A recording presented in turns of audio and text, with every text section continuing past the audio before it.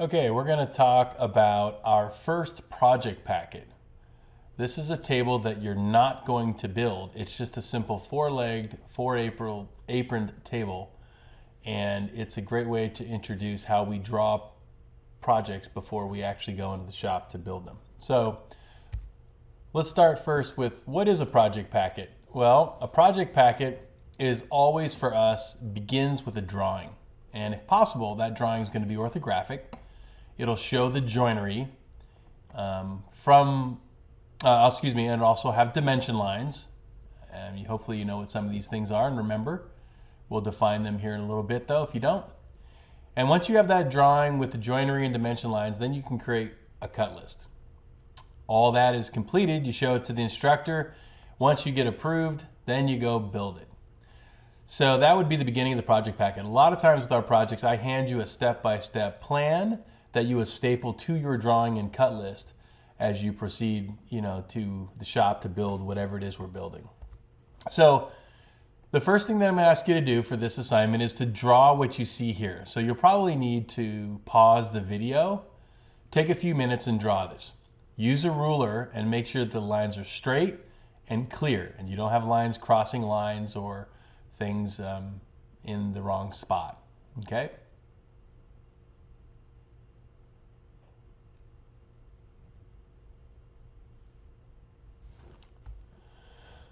Okay, so our drawing is completed, and then we're going to put on the drawing what's called dimension lines. The dimension lines tell us the size of our project.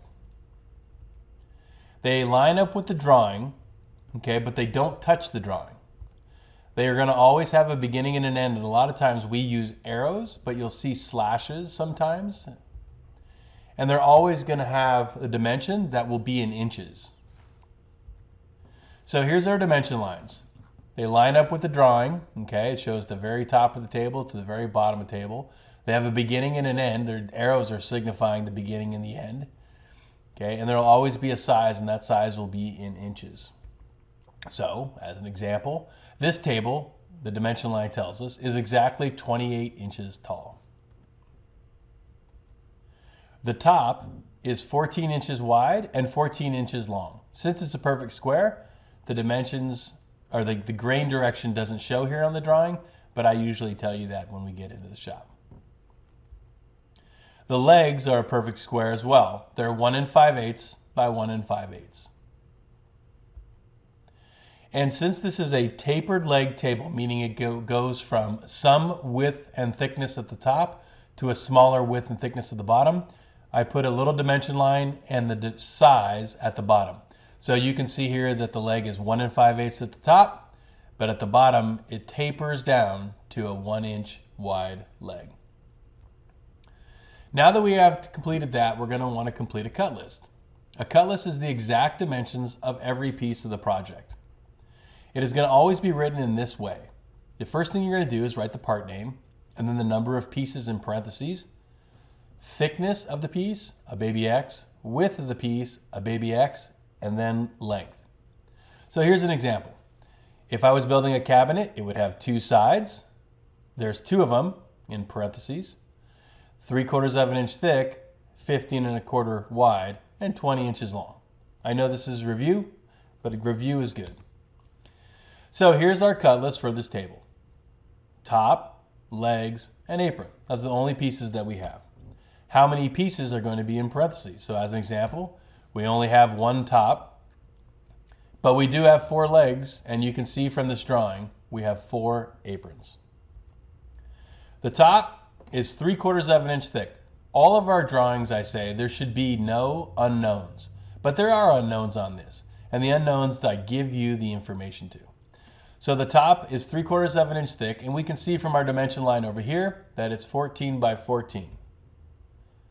The legs are, we can see from our dimension line, 1 5/8 thick and 1 5/8 wide. How long are our legs though? Well, you could look at this drawing, and the most common answer I get is it's 28 inches. But remember, the total table height is 28. And if the top is 3/4 of an inch thick, we have to subtract 3/4 from the total table height. So our legs are going to be 27 1/4 inches long. Now the aprons. This is where it gets kind of difficult. Well, as I mentioned earlier, the aprons are going to be 3/4 of an inch thick. You don't really know how wide it is. I could have put a dimension line in here, but a lot of times it gets a little sloppy, so I have opted to just tell you. The aprons are 5 inches long. 5 inches wide. How long are they though? Okay, how the legs and the aprons connect are how the legs and the aprons attach to each other. The joint that we use to attach the legs to the aprons is called a mortise and tenon joint. On this project, the tenon will be 3/4 of an inch or 0.75 inches long. The apron has an extension so that it goes into a cutout.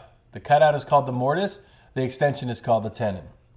So now that we know that, we can look at our drawing and see we have to have a 3/4 of an inch addition here and a 3/4 of an inch addition there because the legs have the mortise and the tenons are on the aprons.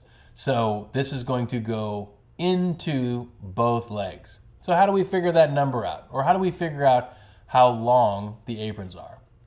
Well, the first thing that we need to do is realize that we know the size of the table. It's 14 by 14. Okay? And notice here I put there's a 1 inch overhang. 1 inch is a nice round number. That's going to make our life easy. So how long are the aprons? What is the total width of the table? Subtract the overhang. Well, there's 2 overhangs, so we're going to subtract twice. Subtract the width of the legs. Add back the length of the tenons. Well, let's see what all those words mean. So here we are. We know it's 14 inches, and we're going to subtract the overhang on both sides. After we subtract the overhang on both sides, then we're going to subtract the width of the legs, 1 5/8 and 1 5/8. Plus, what I just kind of reviewed briefly was we have to add the 3/4 inch long tenons on both of those. So let's go over that a little bit here. So the table total width is 14 inches. The overhang is 1 inch on each side, and the legs are 1 5/8 each. And the tenons are 3/4 of an inch long, each long. I should write that differently. So that's 14 minus 2 for 2 overhangs equals 12. 12 minus 1 5/8 legs twice, because there's 2 legs, equals 8 3/4. 8 3/4 plus 3/4 for a tenon on one side and 3/4 for a tenon on the other side equals 10 1/4. Now, just for a visual, I'm going to kind of go back to this slide and show you what I'm discussing here. Oop, excuse me, I went back one too many. Once we subtract the overhangs, 2 overhangs from 14 inches, that gives us 12. That's the outside edge of both legs. It's 12 inches from here to there. Once we subtract 1 5/8 and 1 5/8, that's the inside dimension here. That is 8 3/4. But we have to add 3/4 of an inch to this tenon and 3/4 of an inch to that tenon. And that will give us 10 1/4. Okay? So your project packet, when you're all done, it should look like this. This is a completed Orcutt project packet.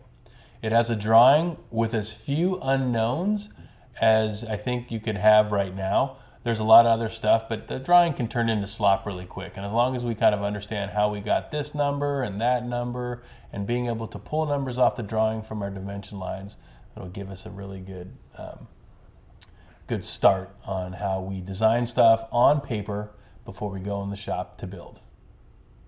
All right, thanks a ton. Let's get this done so we can get back in the shop and get back to building.